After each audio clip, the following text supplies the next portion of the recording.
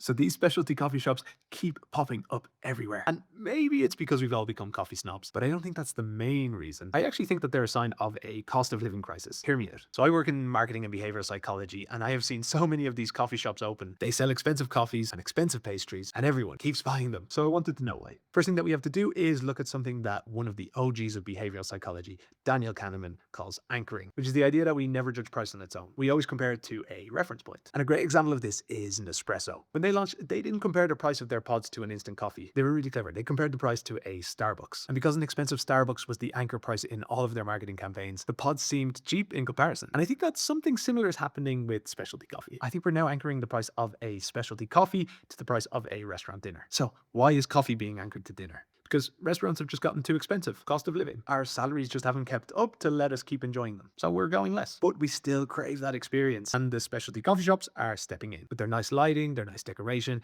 It's just a nice place to be. And because the specialty coffee shop is now replacing restaurants, our anchor has changed too. The expensive coffee doesn't feel expensive anymore because we're not comparing it to other coffees. We're comparing it to a nice meal out. And with that change, we all let ourselves pay for an expensive pastry and coffee. And it does make me kind of sad, but it does explain why we see more and more specialty coffee shops popping up and more restaurants closing. So am I right, or is it just something completely different?